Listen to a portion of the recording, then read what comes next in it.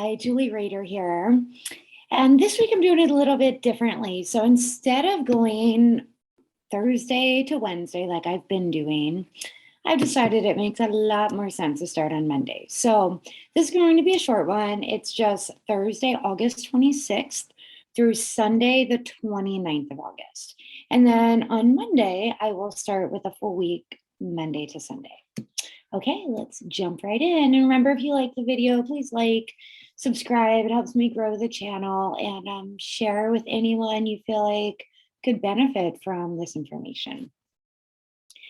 So this week is definitely a week of huge inner transformation, and healing is possible.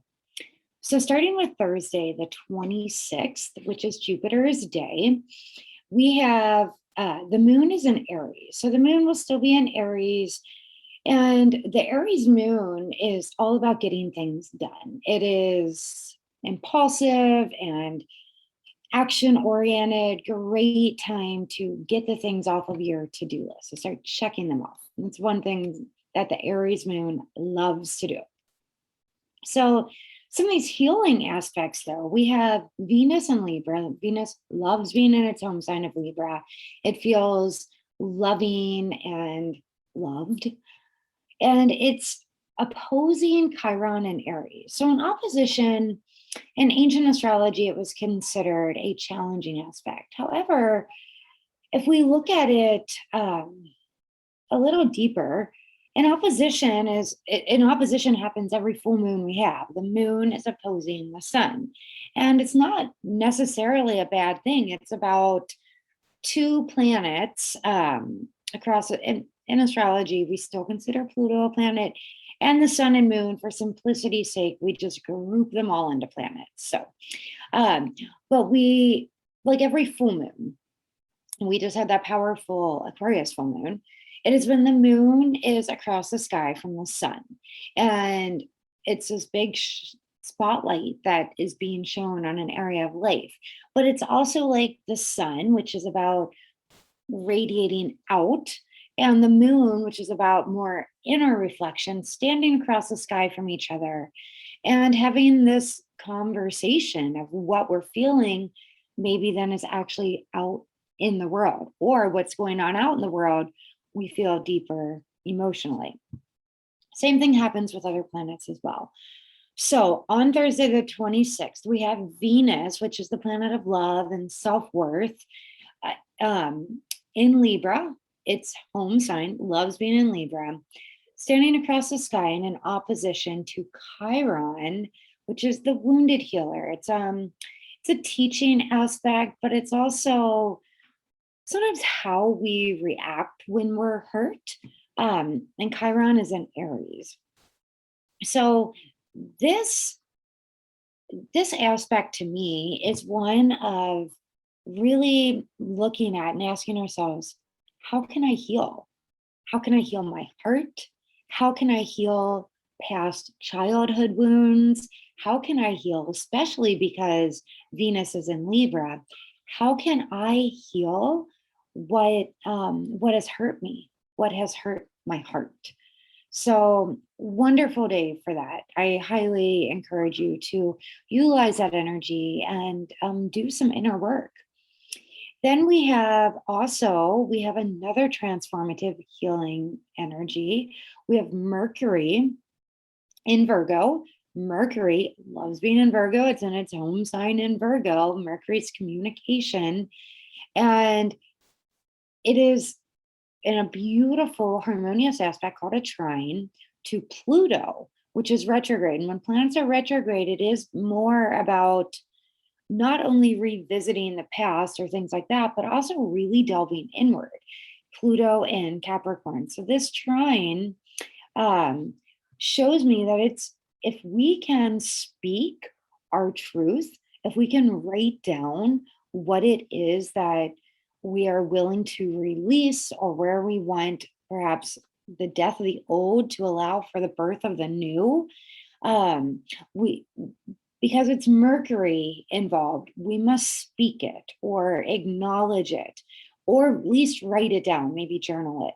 And because it's Pluto, it's all about transformation. It's about death and rebirth. It's about the phoenix rising out of the ashes. So it's a powerful day for healing on this Thursday.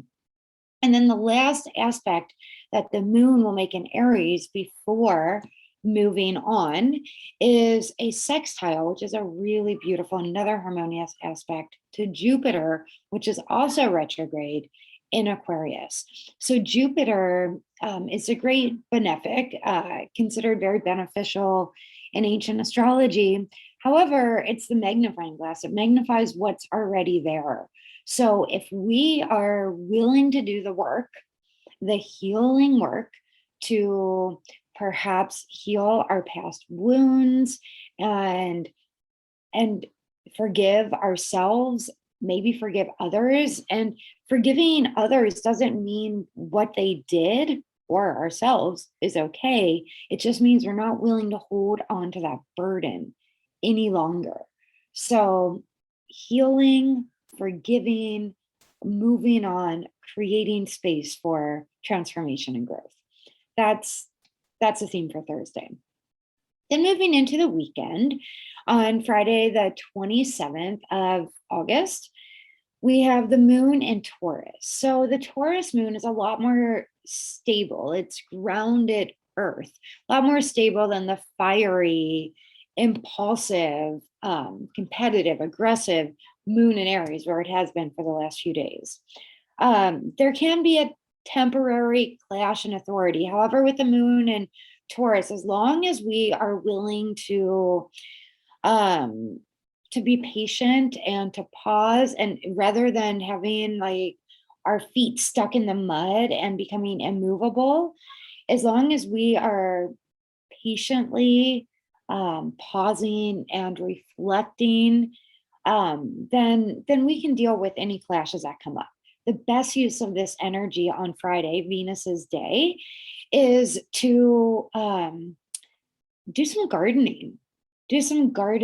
Spend some time in nature, or if you do need to spend some time at your office, it's a great time to review budgets, to do anything dealing with finances, maybe investing, things like that. Then on Saturday, the 28th of August, very active moon. The moon is making a lot of aspects. The moon will be conjunct, so at the same degree as Uranus. This is it can be a bit of an emotional roller coaster. However, it is still Taurus, so we can feel it. However, we won't act on it so rapidly, which is honestly can be a really good thing. So then the moon is trine Mars. So these two, so with the moon's aspect to Uranus can be impulsive and sudden and breakthroughs. The moon's aspect to Mars can make us actually want to act, which is wonderful for this Taurus moon energy, because the Taurus moon energy can sometimes sit back almost too long and become paralyzed by analysis paralysis. So this is really a day where, well, the moon is more about our inner work, where we can do a lot of deep emotional transformation, because then the moon makes a sextile, beautiful harmonious aspect to Neptune. Neptune's all about the subconscious. So we are able to delve deeply, and we might get intuitive hits. We might just know the actions we need to take. If we can pause and use it and meditate, then we will get much more clarity today. And then there's another beautiful harmonious aspect to the moon, and it's a trine to Pluto. Again, transformation. A day for deep, deep inner transformative work. Spend some day in meditation, spend some time journaling, spend some time with this Taurus moon in nature, getting your hands dirty in the soil of the earth, planting, things like that. And you'll get a lot of clarity, really. Then at night for us on the West Coast, and early morning for East Coast or those in Europe and other parts of the world, we will have the sun in Virgo making an aspect of in ancient astrology considered a challenging aspect, but it's really one that allows us to actually take action with the North Node. So this North Node sun energy can bring about a very fated event. Um, those of you on that are sleeping when it's happening, write down your dreams. Or I mean, because it's the sun and the North Node, it's not as quick as the moon, but still sun transits are pretty quick as well, lasting a day, maybe a little bit on either side, a couple days on either side. We'll be feeling this the strongest some Saturday, but on Sunday for sure. There could be a fated meeting that we have with someone. Also, we have some aspects. The last aspect that the moon has while it's in Taurus is a trine, another harmonious aspect to Mercury in Virgo. So, this is the kind of energy with the sun, North Node energy, and the moon's last aspect with Mercury, to make a plan and write it down. Because if we do, then it actually has the ability to have long lasting effects in our lives. Then the moon will move into Gemini, and Mercury will move on into Libra. So yeah, make a plan Sunday, write it down, make your plan for the week, make a bigger, long lasting plan. And that's your energy for just a short one. But because it's short, I want you to really focus on the key themes.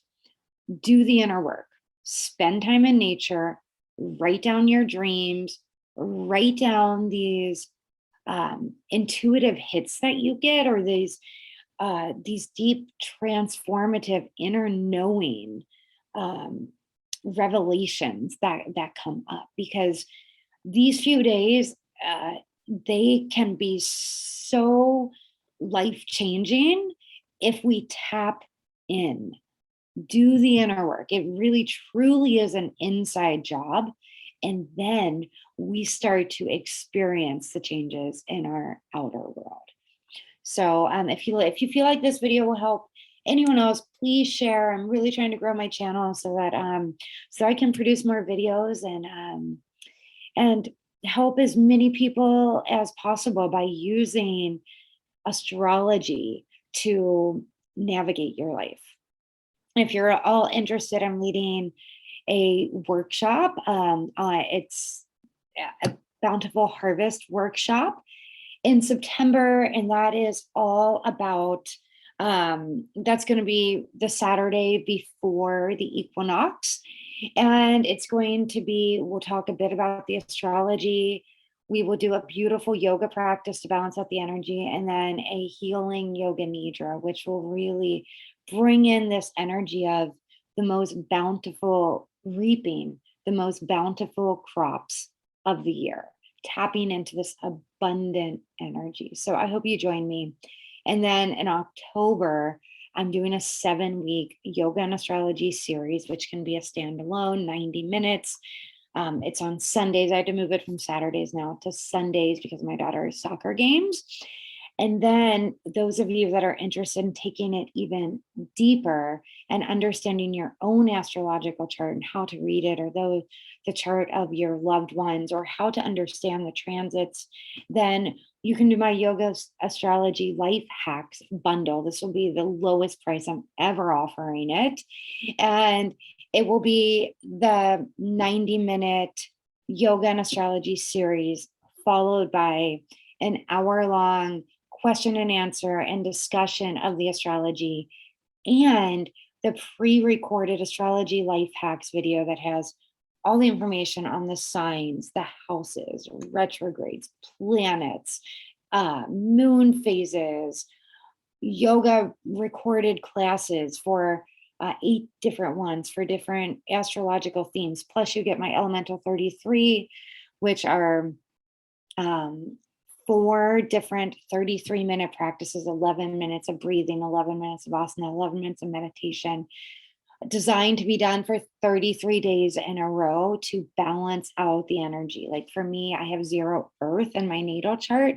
So I tend to need more of an earthy practice to balance me out and to ground me. So all of that is explained, learning a little bit about how to spot what elements are most prominent in your chart, and then all 12 moonlight meditations that I've done as well. So all of that's included in the bundle. Thank you so much for joining me here, and I will see you in the next video. Thank you.